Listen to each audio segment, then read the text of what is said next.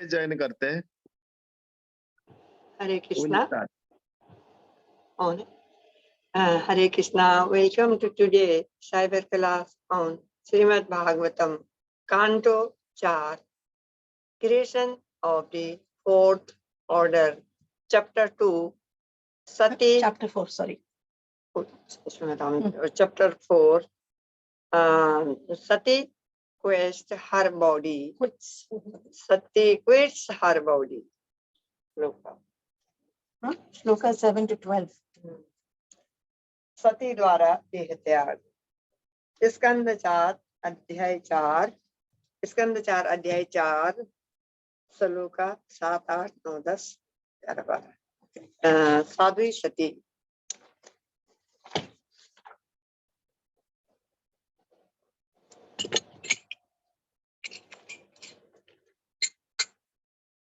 जय राधा माधवा कुंज विहारी, जय राधा माधवा कुंज विहारी, गोपी जन वल्लभ गिरिवरधारी, जय गोपी जन वल्लभ गिरिवरधारी, जय गिरिवरधारी, यशोदनंदन हृदय रंजन यमुना तीरे वनचारी, जय राधा माधवा कुंज विहारी, यशोदानंदन ब्रज जन रंजन यमुना तीरे वनचारी, जय राधा माधव कुंज विहारी, गोपी जन वल्लभ गिरिवरधारी, हरे कृष्ण कृष्ण कृष्ण हरे हरे, हरे राम राम राम हरे हरे, हरे कृष्ण कृष्ण कृष्ण हरे हरे, हरे राम राम राम हरे हरे, हरे कृष्ण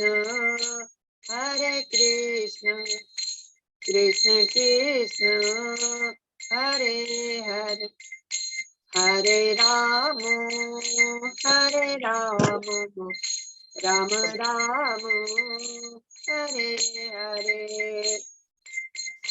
हरे कृष्ण कृष्ण कृष्ण हरे हरे, हरे राम राम राम हरे हरे, हरे कृष्ण कृष्ण कृष्ण हरे हरे, हरे राम राम राम हरे हरे, हरे कृष्ण कृष्ण कृष्ण हरे हरे, हरे राम राम राम हरे हरे, हरे कृष्ण कृष्ण कृष्ण हरे हरे, हरे राम राम राम हरे हरे, जय प्रभुपाद जय प्रभुपाद, जय प्रभुपाद जय श्रीला प्रभुपाद, जय गुरुदेव जय गुरुदेव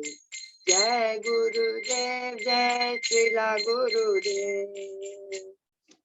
ओम नमो भगवते वासुदेवाय, ओम नमो भगवते वासुदेवाय। ओम नमो भगवते वासुदेवाय। नारायणं नमस्कृत्य नरं चैव नरोत्तमं देवीं सरस्वतीं व्यासं ततो जयमुदीरयेत्। नष्टप्रायेषु भद्रेषु नित्यं भागवत सेवया भगवती उत्तम श्लोके भक्तिर्भवती नैष्ठुकी।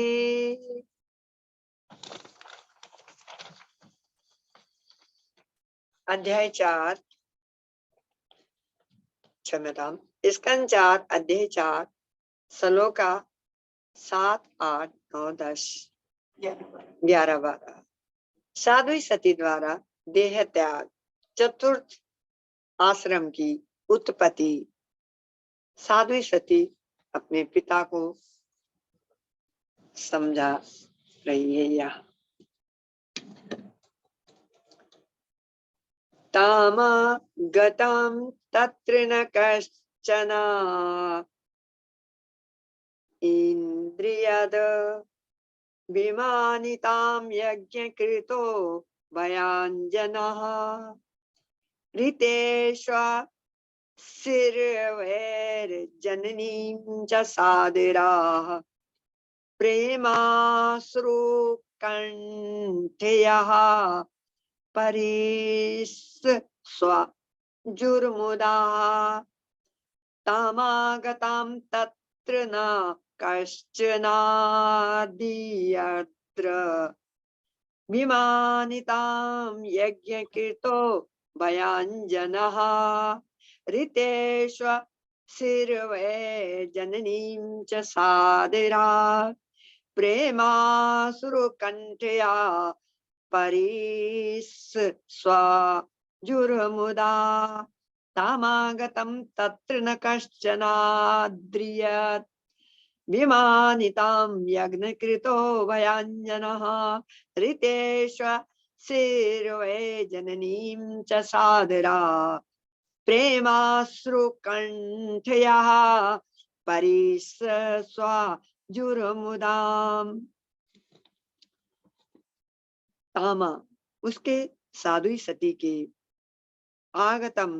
आगमन से तत्र वहां नहीं कश्चन किसी ने आदृयत स्वागत किया विमानिता आदर न पाकर यज्ञ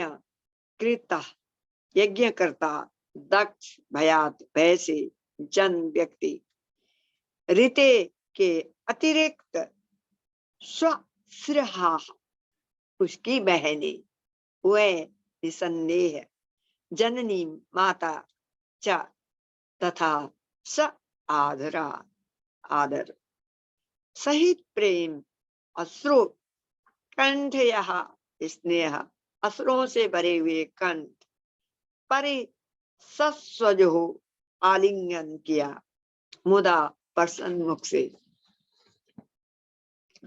जब साध्वी सती अपने अनुचरों सहित यज्ञ स्थल में पहुंची तो किसी ने उनका स्वागत नहीं किया क्योंकि वहां पर एकत्रित सभी लोग राजा दक्ष से भयभीत थे।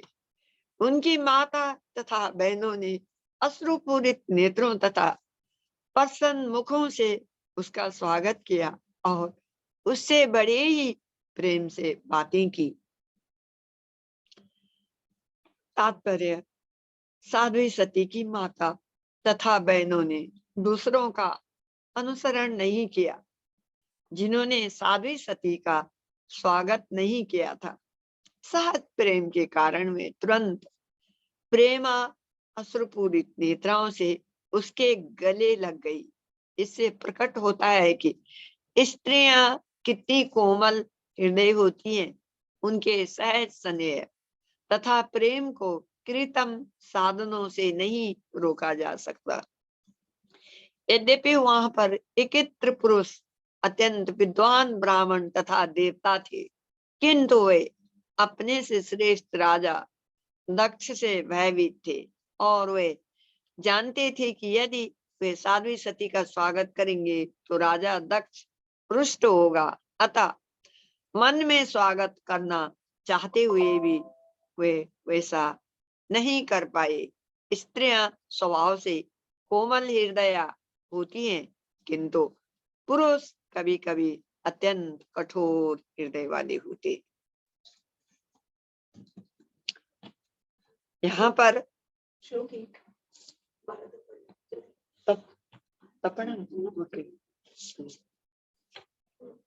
सौंदर्य संप्राशन समर्थवार्तया मात्रा च मातृस्व श्रीविश्व सादरम दतां सपर्यां वरमासनं च सः नादत् पित्रा प्रति नंदिता सती। सौंदर्य अपनी बहनों का समादर, समर्थ, उचित वात्सल्य, कुशल समाचार, मात्रा अपनी माता द्वारा च तथा मातृ ससुरी भी मौसियों द्वारा च तथा स आदरम आदर पूर्वक दताम दी गई। सप्रियाम पूजा, वरम भेंटे, आसनम आसनम चा तथा सा उस न आदत्ता ग्रहण नहीं किया, पित्रा अपने पिता द्वारा, अप्रतिनिंदिता क्षमा दरित न होने से सती साध्वी सती ने यद्यपि उनकी बहनों तथा माता ने उनका स्वागत सत्कार किया, किंतु उन्होंने उनके स्वागत वचनों का कोई उत्तर नहीं दिया। यद्यपि उन्हें आसन तथा उपहार दिए गए, किंतु उन्होंने कुछ भी स्वीकार नहीं किया, क्योंकि उनके पिता न तो उनसे बोले और न उनका कुशल क्षेम पूछकर उनका सत्कार किया।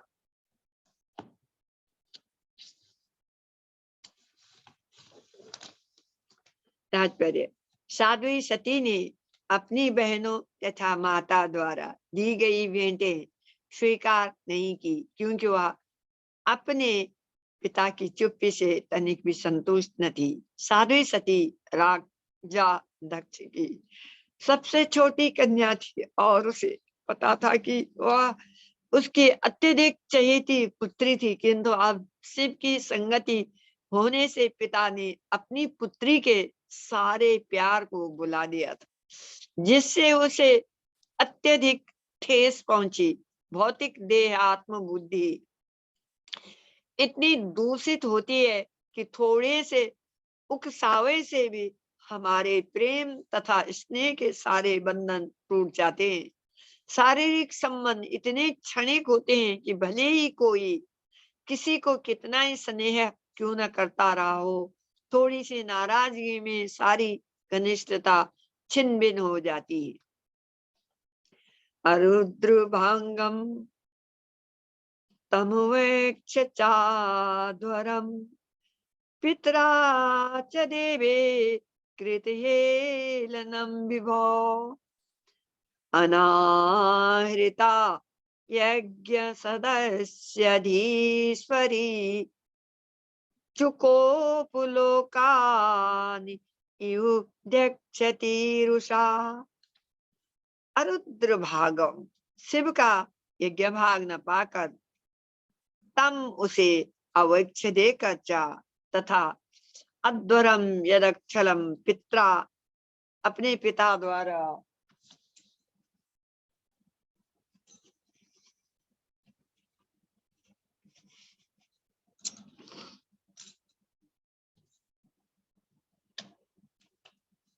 च तथा देवे शिव की कृत हेलनम अवहेलना करके विभो स्वामी के अनादरता अनादर की गई।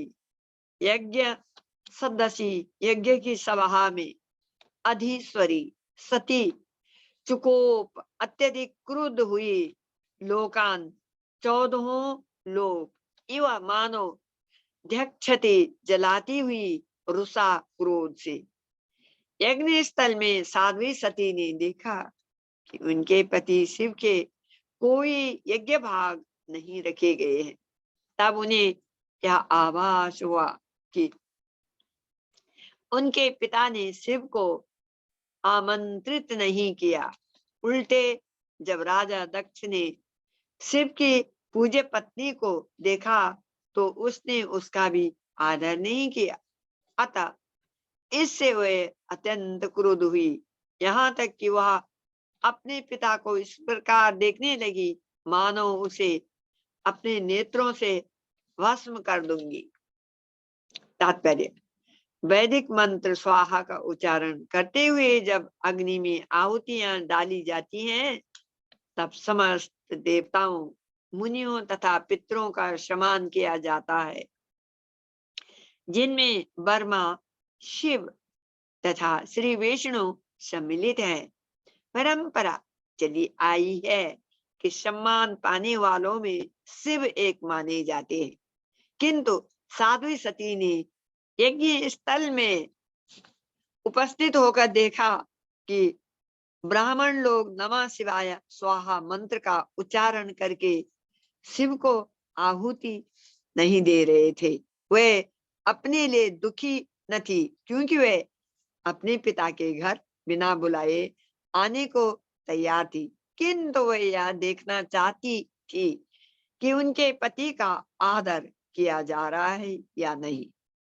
अपने संबंधियों, अपनी बहनों तथा माता से भेंट करना उतना महत्वपूर्ण न था, क्योंकि जब उनकी माता तथा बहनों ने स्वागत सत्कार किया तो साध्वी सती ने उसकी चिंता नहीं की, क्योंकि उन्हें लग रहा था कि यज्ञ में उनके पति का अपमान हो रहा है। जब उन्होंने उस अपमान को स्वयं देख लिया तो वे अत्यधिक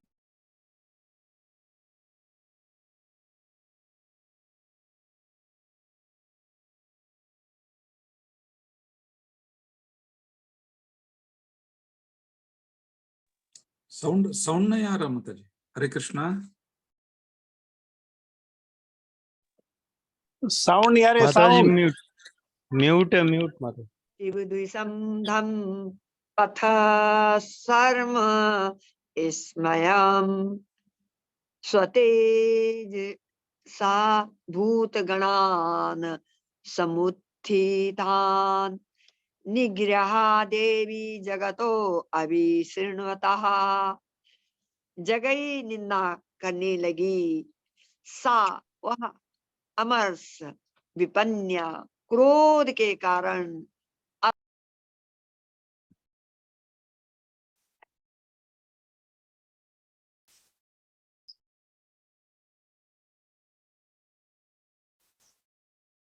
म्यूट अगेन।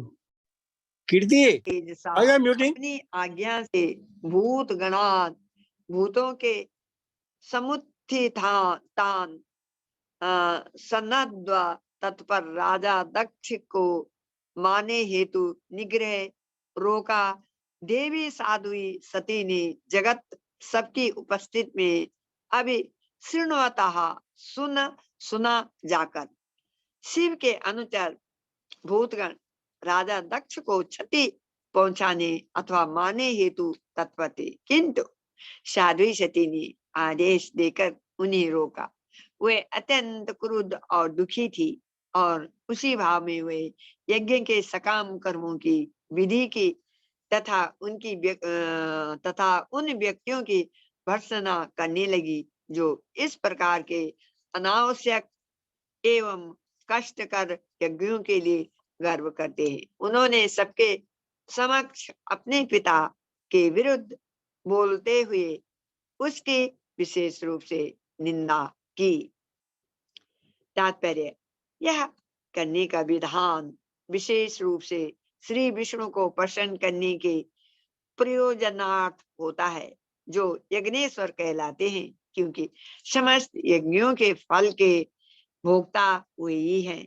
इस तथ्य की पुष्टि श्रीमद् भागवत गीता 5.29 में भी की गई है। श्री भगवान कहते हैं भोक्तारा यज्ञ तपसा, वही समस्त यज्ञों के वास्तविक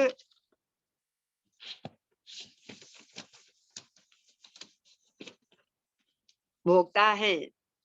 अल्पज्ञानी लोग इस तथ्य को न जानने के कारण किसी भौतिक लाभ के हेतु यज्ञ करते हैं। इंद्रिय तृप्ति हेतु व्यक्तिगत लाभ उठाने हेतु ही राजा दक्ष जैसे व्यक्ति तथा उनके अनुयायी यज्ञ करते हैं। ऐसे यज्ञों को बिना किसी फल के शर्म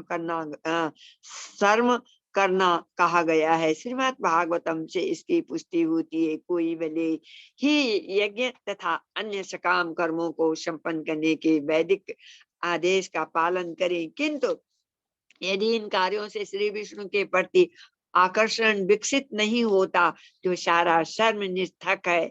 जिसने श्री विष्णु के लिए प्रेम उत्पन्न कर लिया है उसे चाहिए कि श्री विष्णु के भक्तों के लिए भी प्रेम तथा आदर विकसित करे। शिव को वैष्णवों में अग्रणी माना जाता है। वैष्णवा नाम यथा शंभु। इस प्रकार जब साध्वी सती ने देखा कि उनका पिता महान यज्ञ कर रहा है किंतु महान भक्त शिव के प्रति उसके मन में तनिक भी आदर नहीं है, तो वे अत्यंत क्रोधित हुई। यह ठीक ही है, यदि श्री विष्णु या वैष्णव का अपमान हो तो मनुष्य को क्रुद्ध होना चाहिए। अहिंसा, विनयशीलता तथा नम्रता का पाठ पढ़ाने वाले भगवान श्री चैतन्य महाप्रभु ने जब सुना कि जगाई तथा मदाई ने नित्यानंद का अपमान किया है तो वे अत्यंत क्रुद्ध हुए और उन्हें जान से मार डालना चाहा। जब विष्णु या वैष्णव की निंदा या अपमान हो तो मनुष्य को क्रुद्ध होना चाहिए। श्री नरोत्तम दास ठाकुर ने कहा है, क्रोध भक्त द्वेषी जाने हमें क्रोध रहता है और यह क्रोध महान गुण बन सकता है यदि उसका उपयोग उस व्यक्ति पर किया जाए जो पूर्ण पुरुषोत्तम भगवान या उनके भक्तों का द्वेषी है। यदि कोई श्री विष्णु या वैष्णव पर आक्रमण कर रहा हो तो इसे सहन नहीं करना चाहिए। साध्वी सती द्वारा अपने पिता पर प्रदर्शित क्रोध आपत्तिजनक नहीं था, क्योंकि यद्यपि वह उनका पिता था किंतु वह सर्वश्रेष्ठ वैष्णव का अपमान कर रहा था। अतः साध्वी सती का अपने पिता पर किया गया क्रोध श्लाघनीय था। श्लोक 11। देवी वाचा नयस्य लोके अस्त्यति सायनः पिर्या तथा पिर्यो देह वृतां पिर्यात्मना तस्मिन् समस्तात्मनि मुक्तवैरिके ऋते भवन्तं कथं पटीपयेत्। देवी वाचा, देवी सती ने कहा, न नहीं यस्य जिसका लोके इस जगत में अस्ति है अतिशायन प्रतिद्वंदी न होना, प्रिय प्रिय तथा उसी प्रकार अप्रिय शत्रु देहवृत्ताम देहधारी प्रिय आत्मना अत्यंत प्रिय तस्मिन् शिवा के प्रति समस्त आत्मनि संसार भर के प्राणी मुक्त बैर के जो समस्त शत्रुता से मुक्त हैं शत्रु विहीन ऋते अतिरिक्त भवंतम आपके कतम कतमहा कौन प्रतिपयेत ईर्ष्यालु होगा। देवी सती ने कहा, भगवान शिव तो समस्त जीवात्माओं के लिए अत्यंत प्रिय है, उनका कोई प्रतिद्वंदी नहीं है, न तो कोई उनका अत्यंत प्रिय है और न कोई उनका शत्रु है।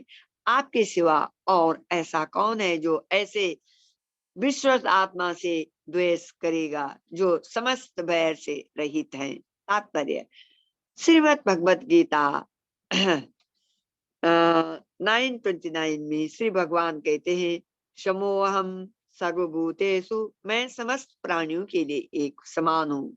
इसी प्रकार शिव श्री भगवान के गुणात्मक अवतार हैं, अतः उनमें लगभग परमेश्वर के ही समान गुण पाए जाते हैं, अतः वे समदर्शी हैं। न तो कोई उनका मित्र है और न कोई शत्रु, किंतु जो स्वभाव से द्वेष पूर्ण होगा वह शिव का शत्रु बन सकता है। इसलिए साध्वी सती ने अपने पिता को दोषी ठहराया। आपके अतिरिक्त भला ऐसा कौन है जो शिव से ईर्ष्या करेगा या उनका शत्रु बनेगा। अन्य साधु तथा विद्वान ब्राह्मण वहां उपस्थित थे, किंतु वे शिव से ईर्ष्या नहीं कर रहे थे, यद्यपि वे सभी राजा दक्ष के आश्रित थे। अतः राजा दक्ष के अतिरिक्त भला अन्य कोई शिव से क्यों द्वेष करने लगा। यही साध्वी सती का दोषारोपण था। श्लोक 12। दोषान परेशान हि गुणेषु साधो गृहन्ति केचिन भवादृशो द्विजा। गुणाश्च फलगुण बहुलीकरिष्णो महात्मास्ते स्वविद भगवान विद भगवानाघम। दोषान दोष परेशान दूसरों के ही, क्योंकि गुणेषु गुणों में साधु जन गृणंती पाते हैं। केचित कुछ ना नहीं, भवादृश आपके समान, द्विजा हे द्विजा, गुणान गुणश्चा तथा फलगुण छोटा, बहुली करिष्णा अत्यधिक बड़ा चढ़ा देता है, महतोत्तमा महापुरुष तेसु उनमें से अविदत ढूंढते हैं। भगवान आप अगम दोष त्रुटि। अनुवाद। हे द्विजा दक्ष, आप जैसा व्यक्ति ही दूसरों के गुणों में दोष ढूंढ सकता है, किंतु भगवान शिव दूसरों के गुणों में कोई दोष नहीं निकालते। विपरीत इसके यदि किसी में थोड़ा भी गुण होता है तो वे उसे और भी अधिक बढ़ा देते हैं। दुर्भाग्यवश आपने ऐसे महापुरुष पर दोषारोपण किया है। तात्पर्य, यहाँ पर राजा दक्ष को उसकी पुत्री साध्वी सती ने द्विज कहकर संबोधित किया है। द्विज मनुष्यों की सर्वश्रेष्ठ जातियां ब्राह्मण, क्षत्रिय तथा वैश्य का सूचक है। दूसरे शब्दों में द्विज सामान्य व्यक्ति न होकर ऐसा व्यक्ति होता है जिसने गुरु से वैदिक साहित्य का अध्ययन किया है और जिसे अच्छे तथा बुरे का विवेक है। अतः यह आशा की जाती है कि वह तर्कशास्त्र तथा दर्शन को समझता है। 10 कन्या सती ने राजा दक्ष के समक्ष प्रबल तर्क प्रस्तुत किया। कुछ ऐसे महापुरुष हैं जो दूसरों के गुणों को ही ग्रहण करते हैं। जिस प्रकार मधुमक्खी को पुष्पों के मधु से वास्ता रहता है, उनके कांटों तथा रंगों से नहीं, उसी प्रकार अत्यधिक योग्य व्यक्ति जो बिरले ही होते हैं, दूसरों के गुणों को ही ग्रहण करते हैं, उनके दोषों पर विचार नहीं करते। किंतु सामान्य मनुष्य गुण तथा दोषों का निर्णय कर सकता है। असाधारण महापुरुषों में भी श्रेणियां होती है और सर्वश्रेष्ठ मनुष्य तो वह है जो किसी की नगण्य विशेषता को मानकर उस गुण को परवर्धित कर देता है।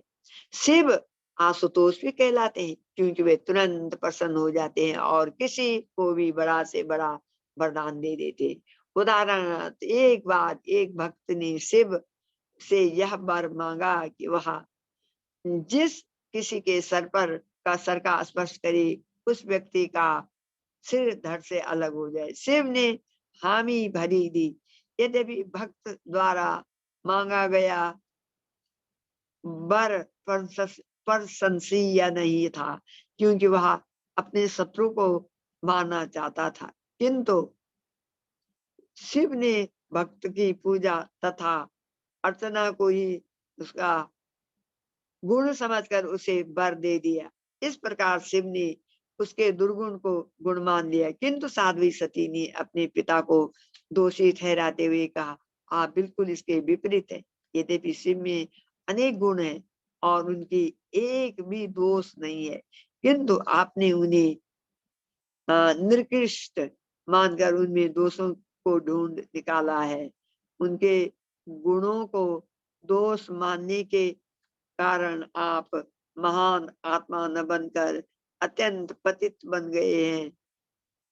मनुष्य तभी महान बनता है जब वह दूसरे के गुणों को स्वीकार करता है, किंतु आपने वृथा ही दूसरों के गुणों को बुरा समझकर अपने आप को सर्वाधिक पतित बना लिया है।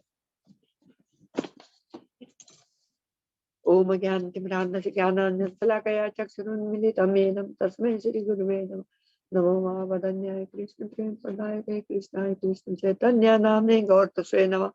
श्री चैतन्य मनोविष्टं स्थापितं येन भूतले स्वयं रूपा कदा मह्यं ददाति स्वपदान्तिकं वन्देऽहं श्री गुरु श्रीयुतपदकमलं।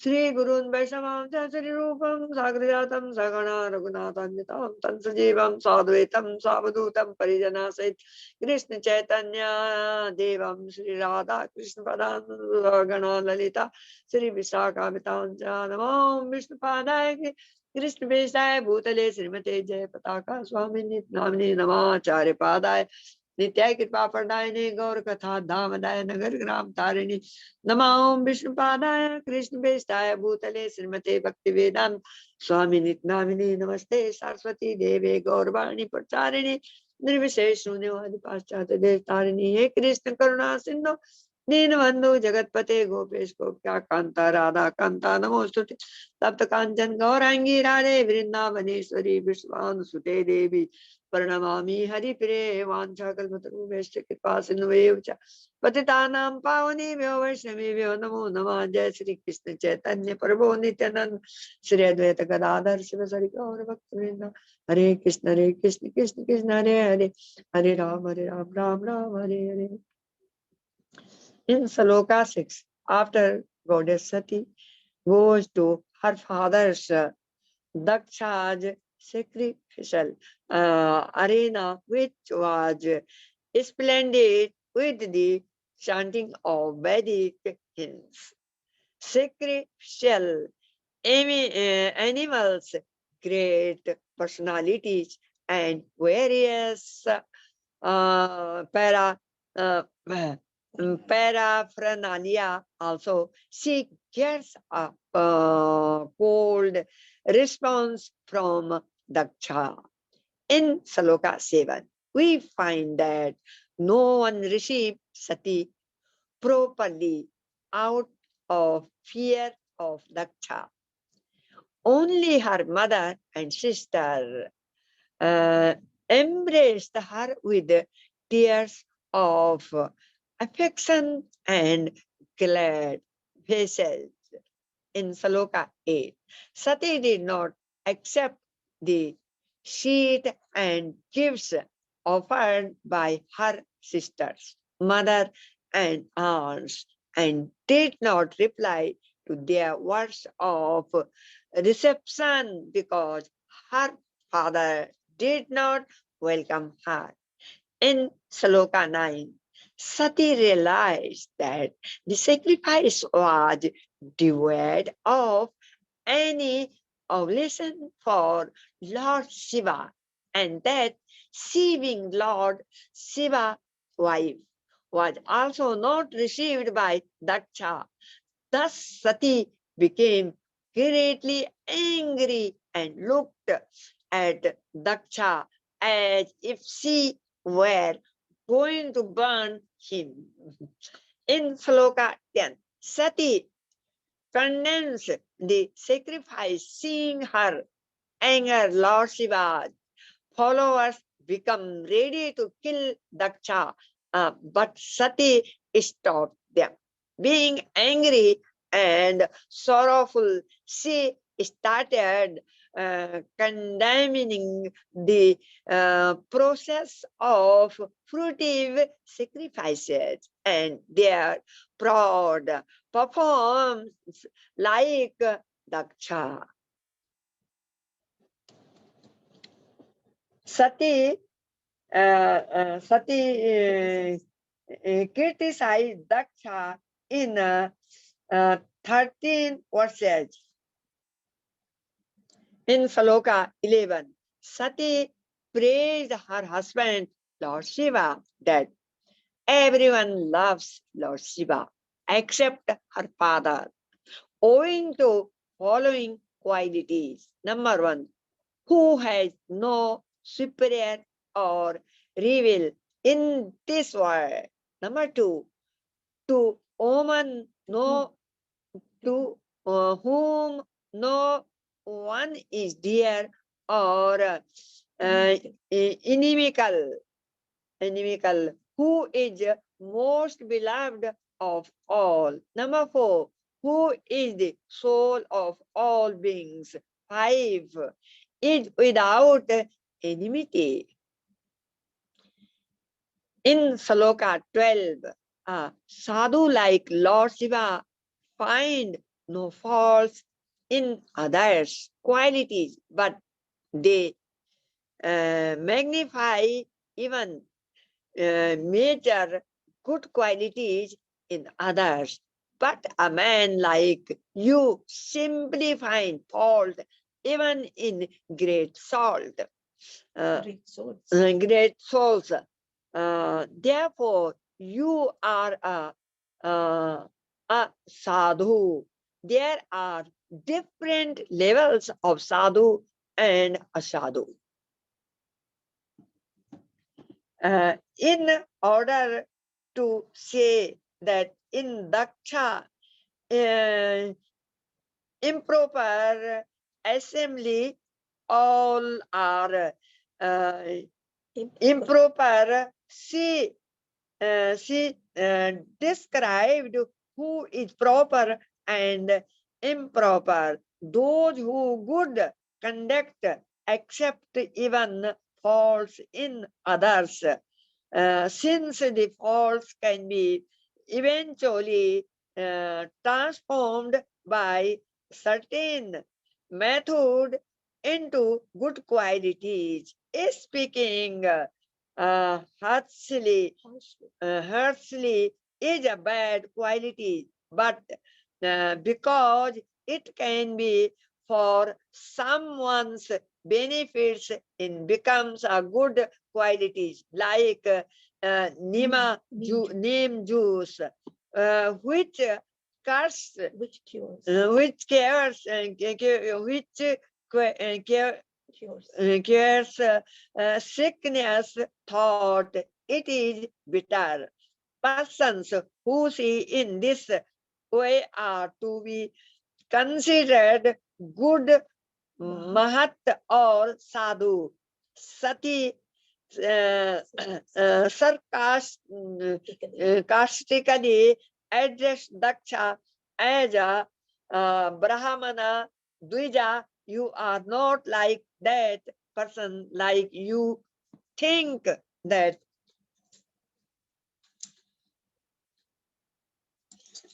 You think that good quality will turn into fault. You will think that someone who wants to help others will become greedy for their assets. Such persons are not gentlemen, sadhu. According to the amount of sattva, one is considered good sadhu. Though there are many types of good persons, they are divided into 4 types. Number 1, sadhu accept even fault in others, since the fault can eventually be transformed by certain methods into good qualities. Number 2, mahattara overlooks the faults, sees the good qualities. Number 3, Mahatma takes small good qualities and magnifies them, not seeing small faults. Number 4, Ati Mahatma sees good qualities in others where there are none.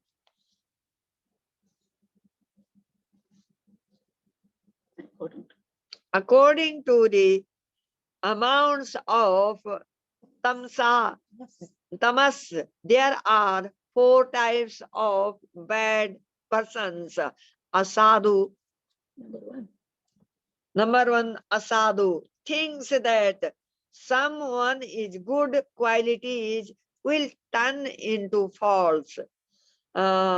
Asadutra. Number 2, asadutra, see false only overlooking the good qualities. Number 3, asadhutama, takes small faults as magnifies them, seeing no good qualities at all.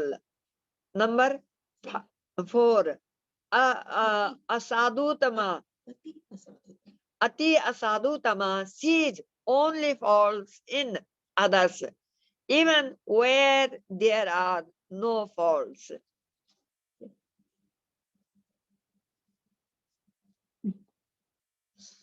Seeing a merchant, though a materialistic, they conclude he takes care of guests nicely and is worthy of deliverance. They praise the good qualities and not the bad qualities. Seeing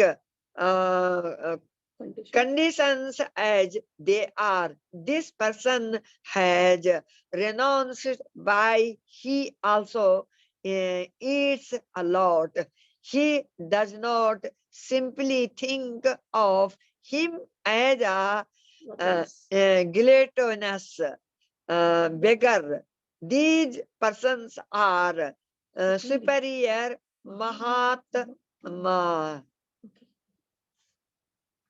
Therefore, always chant Hare Krishna, Krishna Krishna, Hare Hare, Hare Ram, Ram Ram, Hare Hare, and be happy always.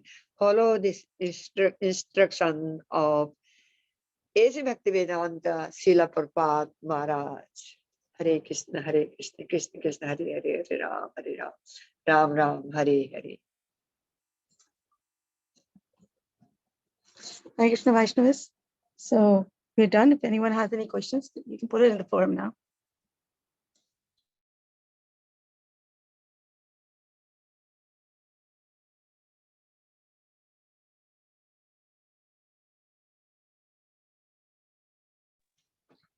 I hope you all got the 4 types of sadhus and 4 types of asadhus.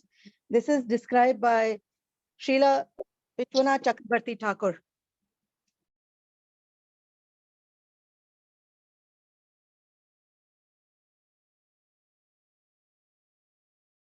Did everyone get it?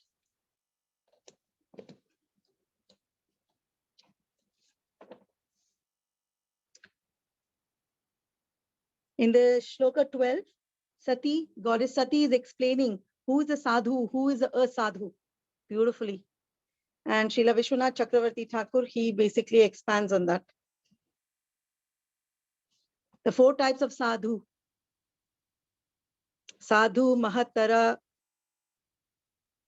mahattama, ati mahattama. These are 4 good types of sadhus.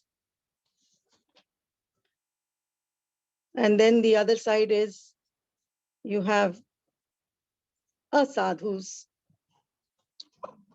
Asadhu, asadhuttara, asadhuttama, and ati asadhuttama. Is that clear? Hariva.